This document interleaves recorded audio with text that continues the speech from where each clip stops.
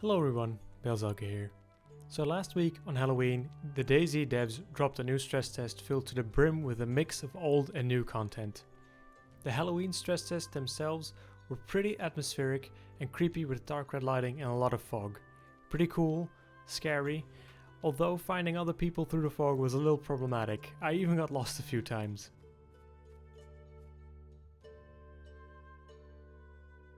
Let's start with the good.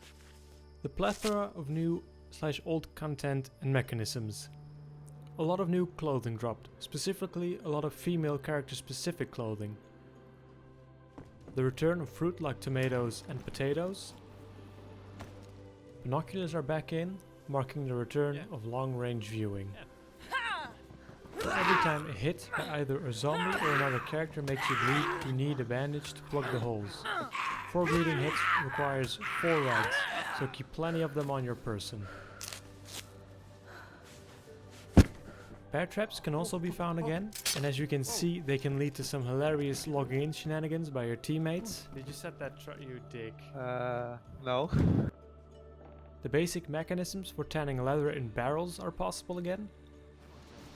Tents make a return as well, and not only that, if you find camo netting, you'll be able to cover them and make them a little bit more hidden.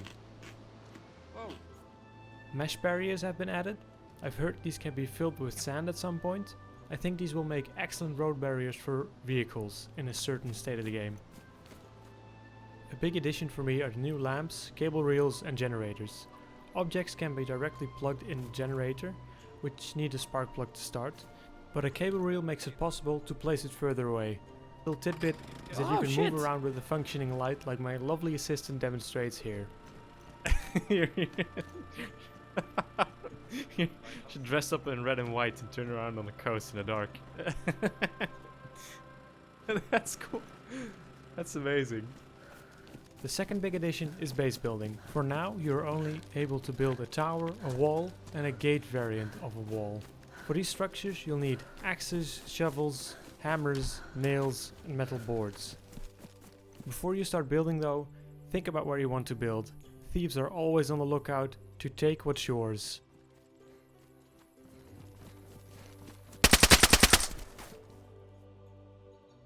I knew it. Thieving piece of shit. In order to make a tower or a wall, you'll first need to make a kit. A tower kit consists of 4 sticks and a rope. A wall kit requires 2 sticks and 1 rope. With the axe, you can get planks from stacks. Planks like these usually found at lumber mills. Chop down 4 trees, you can get 4 big logs needed for the base level. Get your shovel to make the foundation of level 1 when you've dragged the required logs, planks and nails to their slots. Use your hammer to build walls in either metal sheets or wooden planks. When you're done doing that, build the stairs to level 2 and the process of planks repeats itself. When all things are done correctly, you should be able to end up with a view like this.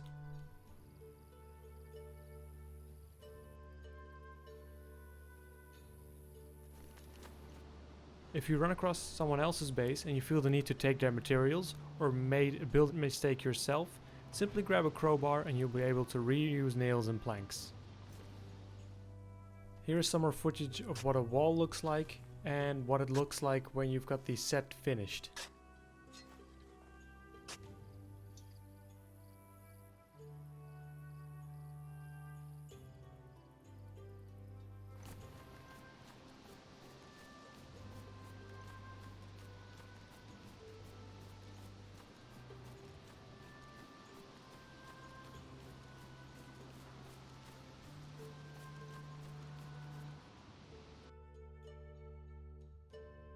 Here are a few things I find to be issues that need to be changed or fixed. First of all is the pop in and pop out range of bases. It's roughly 100 meters. This needs to be increased so they can be spotted by others more easily. The moment a base pops in, there's a small freeze, not to the degree of loot bubble freezes, but still.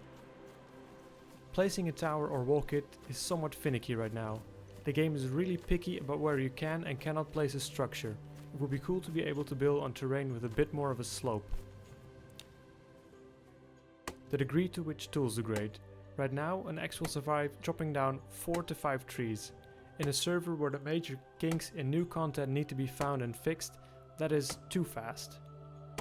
Vehicles spawn in a broken state. Again, the vehicle handling from the previous stress test wasn't brilliant. Also, being able to transport base supplies and generators in vehicles could use some testing. It would have been great to see those go a bit more hand in hand.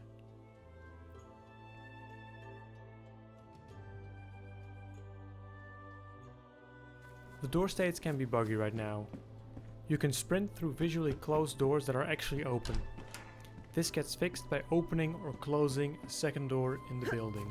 In some cases, your character can get either stuck full stop or get stuck in a certain stance, but you'll be able to keep running or walking at their usual speed.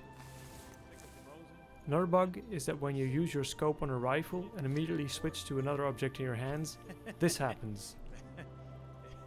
I don't know if the following is a bug or working as intended, but the suppressors seem to attract zombies from quite a large distance.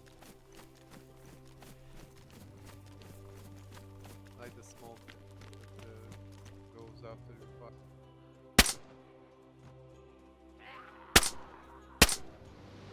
MP5s that spawn in with a small mag are bugged in the sense that mags can't be removed or switched.